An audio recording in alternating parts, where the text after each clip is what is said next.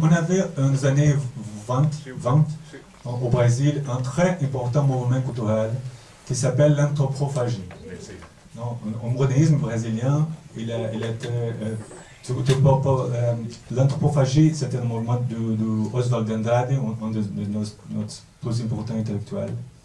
Ils ont écrit un manifeste anthropophagique qui commence comme ça. Seulement l'anthropophagie nous unit, nous fait unis. Parce que la culture brésilienne, c'est ça, c'est anthropophagique.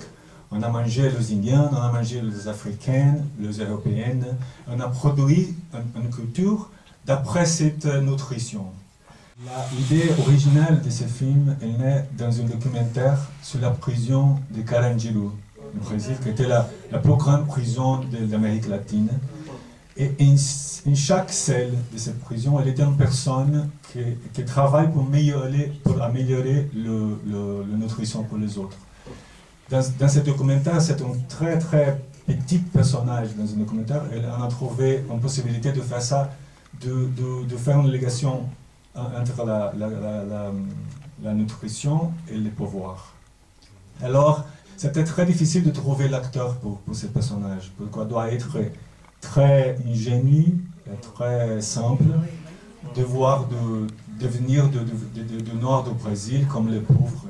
Il arrive du sud du Brésil, qui est la partie plus développée du Brésil, plus riche.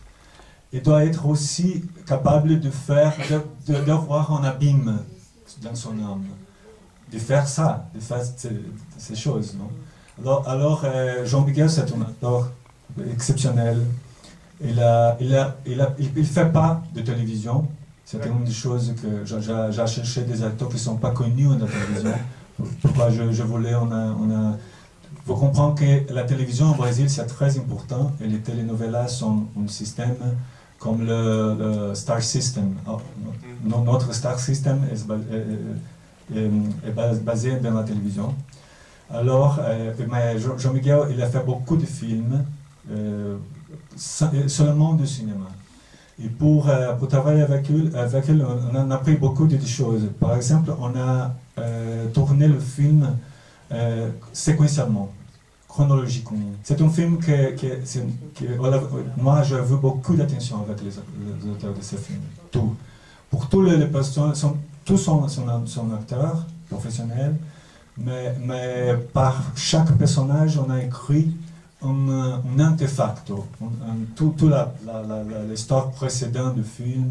C'est très difficile de dire ça en français, mais je ne voulais pas avoir un regard paternel, de ces paternels sur mes personnages, parce que je pense que les personnes sont responsables de leurs actions, et tous les personnages sont adultes. Alors, il y a une grosse tradition paternaliste dans le cinéma brésilien, de traiter les classes avec le paternalisme. Je voulais faire quelque chose de complètement différent de ça.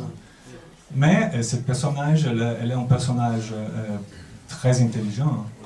Il a fait une erreur dans la première part de sa vie, mais après, il apprend comment utiliser ses talents pour avoir les choses qu'il veut et dominer la prison. Mais il n'est pas moralisé. Je pense qu'une des choses importantes de ce film, c'est qu'il n'a pas de morale du réalisateur. Je pense que c'est le public qui fait la morale. Il n'y a pas de jugement moral dans les personnages.